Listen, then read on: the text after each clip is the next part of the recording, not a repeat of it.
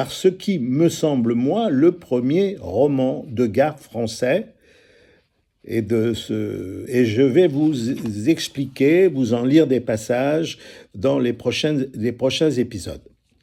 Alors là, pour ce premier sujet, on va rester dans le contexte. C'est-à-dire que j'ai appelé ça 1950, le prologue. Alors, il faut retracer un peu le contexte historique de ce modeste ouvrage. C'est 1950. Ça tombe bien, en plus, c'est ma année de naissance. Donc, vous voyez, je me préoccupe un peu de ce qui va se passer après ma naissance. Voilà. Alors, 1950, bon, c'est pile poil à la moitié de ce siècle pourri par les guerres. Hein? On a fait très fort au niveau de la gâchette jusque-là. Si on revient au début du siècle, voire à la fin de l'autre, il faut déjà digérer la guerre de 70 avec nos voisins, toujours les mêmes. Après, c'est la déculottée et la perte de 150 000 morts et un petit million de blessés. Ça, c'est du côté français, en 2 ans. Voilà. Et puis alors après, il y a la reddition, la frustration de la défaite, et allez, paf, on attaque une petite guerre civile, la Commune de Paris, vous voyez, une petite guerre entre Français, 30-35 000 Maccabées, en quelques jours, bon, à Paris surtout, voilà. Et puis après, on a fait très fort, le nouveau siècle, en 14, en 39, alors là, des conflits mondiaux, hein, on va dans le grand conflit, là. Le premier conflit, 20 millions de morts, autant de blessés. Le second, mieux, 70, 50 millions de civils, 20 millions de troufions. Hein, les troufions, hein, nos jeunes, là, qui sont partis au casse-pipe. Voilà. Alors, belliqueux, on pourrait appeler ce début de siècle, cette année, ces années 1950, belliqueuses, vous voyez. Belliqueuse, ça veut dire la guerre, bellum, en latin, voilà. Avec 2 L, bellum, avec 2 L, comme les âmes qui se sont envolées, hein, vous voyez.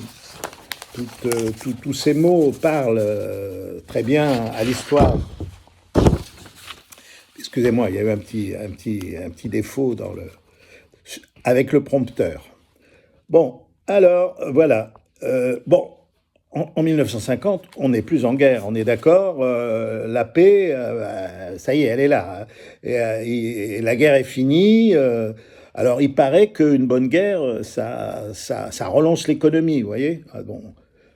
Alors, en fait, peut-être à un niveau macroéconomique, mais dans Paname, non, ça n'a rien changé, ça a plutôt compliqué les situations. Alors, parce que avant, on avait les Français qui étaient les rois du macadam, et puis il l'était à Chicago, il l'était à Marseille, il l'était à Frisco, San Francisco, comme tout le monde le sait. Et puis là, ça s'est compliqué avec la guerre, les cartes ont été redistribuées. Et nous voyons arriver les Rital, après les Maghrébins, qui ont tous envie de manger dans la galette.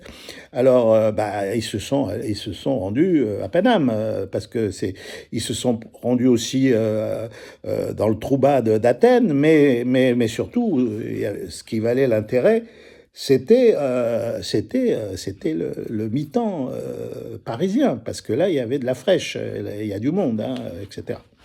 Bon, alors, là-dessus, Fernand Trignol, qui est un jeune conteur, qui adore l'argot, qui fréquente les bas quartiers toutes les nuits, il s'est dit, je vais écrire l'histoire de quelques marlous qui s'ennuient un peu et qui ont envie d'en découdre et qui ont envie de devenir riches. Alors, il y a déjà un gars qui s'appelle Polo. Il y a Jo le Maigre et la faiblesse, vous voyez, que des bons citoyens. Alors, ils vont se grouper, se monter le bourrichon les uns les autres, et puis ils vont décider d'aller punir leurs ennemis italiens, voilà, en ayant racketté une boîte de nuit qui s'appelle le Free. Ouais, vous voyez, que des mots assez joyeux. Alors, on a aussi Mathieu le Corse et Grégor le Grec, c'est les patrons du Free. Voilà, et ils veulent se le faire. Ils veulent se le faire, donc ils décident un beau matin d'y aller et puis de demander un petit pécule tous les mois, de manière pour quelle raison, moi, eux seuls le savent. Et puis voilà. Donc, Vaisselle de Fouille explique en détail toute la mécanique de ce racket. Et Fernand Trignol n'est pas avare de descriptions. Et on verra alors comment l'âme humaine est terrible. L'homme est un loup pour l'homme, mais l'homme de Pigalle, c'est une meute, hein, je peux vous le dire. Donc, avec beaucoup de truculence, beaucoup de verve et beaucoup d'argot, Fernand Trignol va nous immerger dans ce Pigalle des années 50.